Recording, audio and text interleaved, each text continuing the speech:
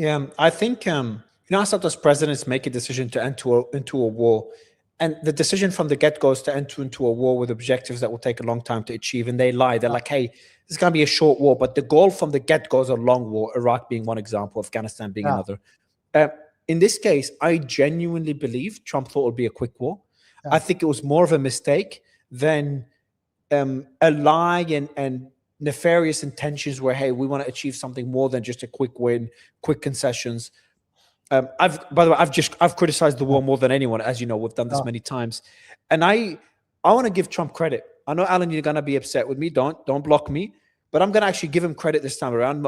The audience members are gonna lose their shit on me, but as someone who's been very vocal about it, give him credit not for the war, because I think it's a horrible, stupid mistake, but for actually walking away. I think there's a lot of voices around him that are trying to drag him back into it, including Israel. Or maybe I don't. Sorry, I'm going to take it back.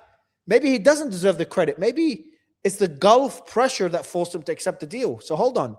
Maybe Trump prefers war, but the Gulf countries might have threatened him, say, hey, we're going to kick out your bases, sell your treasuries, whatever it is, if you drag us back into the war, because that would be existential for them. So no, I take it back so you can ease up everyone. Don't take it back because your larger point is correct, which is regardless of the specific configuration, what is happening, I hope, inshallah, is that President Trump is modifying his perceptions based on feedback from the real world. You know, the definition of intelligence is modifying your behavior based on feedback and, rational thought, right? It's flexible behavior based on changes in experience. That's the definition of intelligence. So after 70 days and an initial ridiculously obvious mistake, President Trump is finally going, wait a second. An additional attack on Iran will not get me what I want. I have to change strategy, declare victory, and pull out. So I agree with you. Kudos to him for bowing to the inevitable. I wish it had happened much, much earlier, but again, this is the least bad option if it happens. Yeah. If anyone, the reason I've been saying the war is over for so long, guys, is the following. I'm going to read out another report. We're talking about how wild they delayed delivery of weapons to Taiwan. Well, listen to this. The U.S. has warned Japan that delivery of 400 Tomahawk missiles could be delayed by up to 2 years due to the depletion of U.S. stockpiles during the Iran war, according to the Financial Times. Hegseth informed Japanese defense minister about the possible delay earlier this month as the Pentagon prioritizes rebuilding its own missile inventories. Japan had expected to receive the missiles by 2028 as part of efforts to strengthen deterrence against China. Well done. Well, yeah, I mean, not just Japan, all the Gulf countries, right? So, we burned through all our interceptors, our THAADs, not all of them, but most of them. So, and who's in line? U.S. is first in line. Israel is second in line. Everyone else will have to take a number. Do you agree with Lindsey Graham and myself that the balance of power in the Middle East has shifted for generations? I don't know about generations, but the way I look at it is, is that the Middle East today is far less stable and far more likely to have subsequent degeneration of function than it was before these two wars started.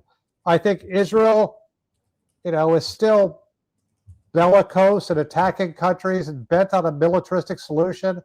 I think they'll continue to attack South Lebanon. Yeah, I think so? Iran. You don't think Iran can force them to stop? I think they will. I think Iran can force Israel to stop in South Lebanon. I really think they can.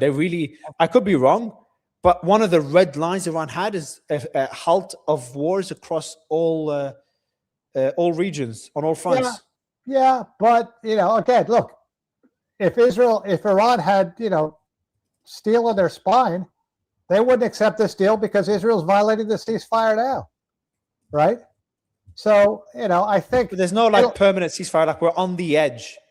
Yeah, but that's what Israel does. They just do enough where it's not ridiculously blatant, And I think Israel will continue to do that. Like they'll do their decapitation where they, kill 50 innocent people to, kill one mid-level Hezbollah commander, right? So, yeah, I don't necessarily think Iran will be willing to scuttle a ridiculously favorable peace deal that President Trump will agree to in order to back out of this nightmare. I don't think they're willing to sacrifice that for Israel and Lebanon. So it depends. Yeah, I think my position is that Israel's approach to foreign policy is going to fundamentally shift. Their military stretched thin. There's multiple reports that they're struggling. Increased conscription. The ultra-Orthodox, who are usually exempt from conscription, have to now, I think they're removing that exemption. They're going to be up in arms. And the commanders in the military and the defense minister have been warning about the IDF being stretched too thin. Remember, they're in Gaza still and fighting in Gaza. They're fighting in South Lebanon.